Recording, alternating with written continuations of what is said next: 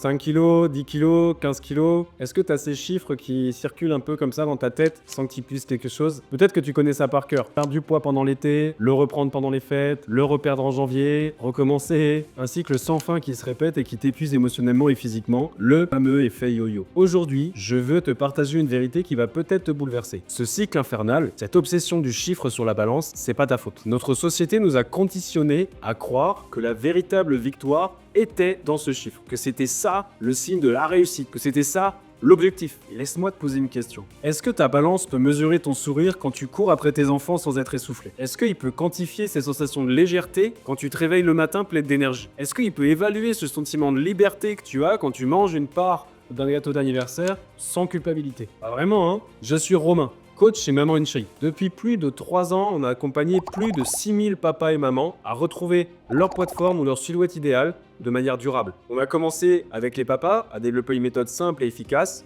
Et fort de cette expérience, on a développé une méthode pour les mamans et leur métabolisme bien particulier. Et on a profité de cette expertise pour nous former et construire une nouvelle méthode pour le métabolisme bien particulier des femmes de tout âge. Dans cette vidéo, je voudrais t'emmener au-delà des chiffres sur la balance. Je voudrais te parler des véritables signes qui montrent que ta transformation est réussie. Ceux qui comptent vraiment. Comme ton énergie au quotidien, ton sommeil qui s'améliore, ta force, ton endurance qui augmente et surtout ton rapport à la nourriture qui change. Prépare-toi à changer de point de vue et à découvrir les véritables signes d'une transformation réussie.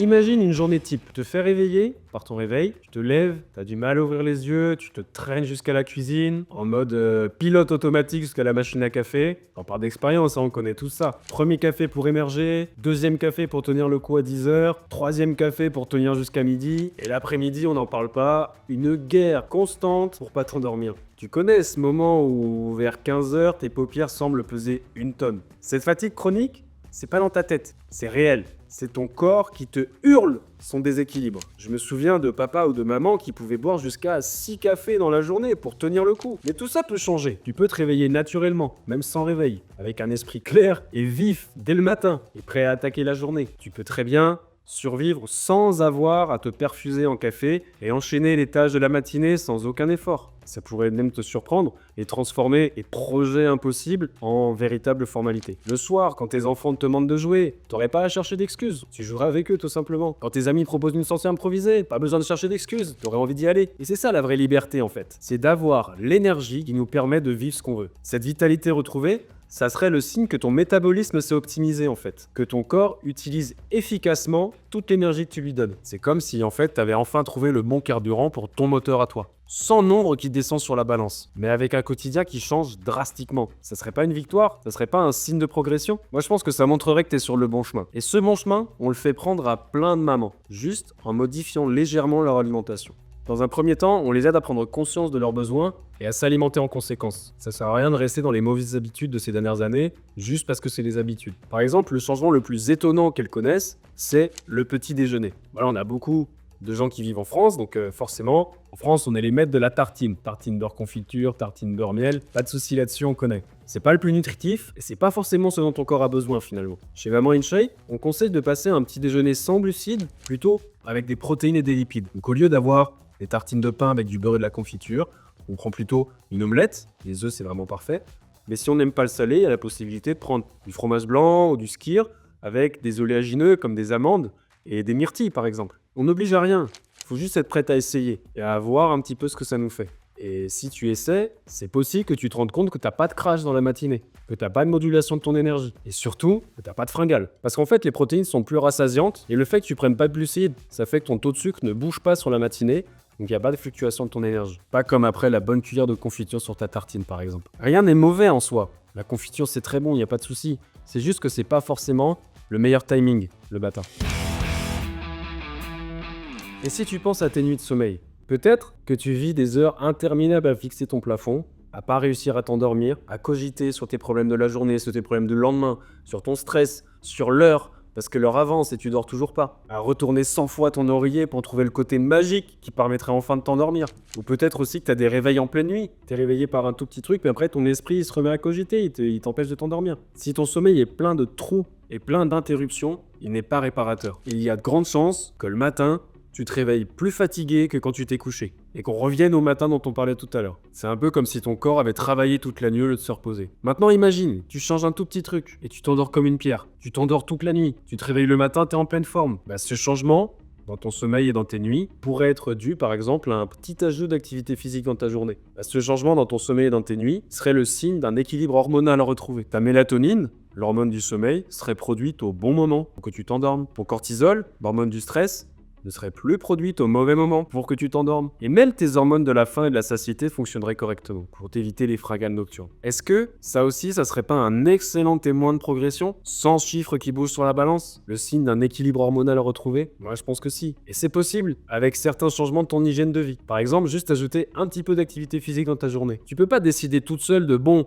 maintenant je dors bien, s'il y a rien qui est mis en place pour. Ce que je veux te conseiller, par exemple, comme activité physique douce, qui va pas faire que tu t'endors d'épuisement, mais tu t'endors de détente, c'est la marche. Parce que forcément, si tu dois aller travailler en voiture, et qu'ensuite tu passes ta journée assise dans un endroit où tu vois à peine la lumière du jour, que tu retournes après dans ta voiture pour rentrer, c'est pas bon. Ton corps peut pas évacuer le stress, il peut pas faire circuler l'énergie, et tu peux pas être en bonne santé. Tu as besoin de mouvement. Et donc je te parle de marche. T'es pas obligé d'aller courir 1 heure par jour. T'es pas obligé d'aller courir 1 heure au lieu de déjeuner. Tu peux juste prendre 10-15 minutes après ton déjeuner pour aller prendre l'air avant de reprendre le boulot, par exemple. Ça va t'aider à la digestion, ça te fait respirer, et avec un petit peu de chance, selon où t'habites, tu peux même choper un petit peu de vitamine D en prenant le soleil. Et ça, un tout petit peu tous les jours, ça peut vraiment faire la différence au fur et à mesure du temps. Ça peut même te donner goût à plus quand tu verras comment tu dors mieux et tu te réveilles mieux le matin.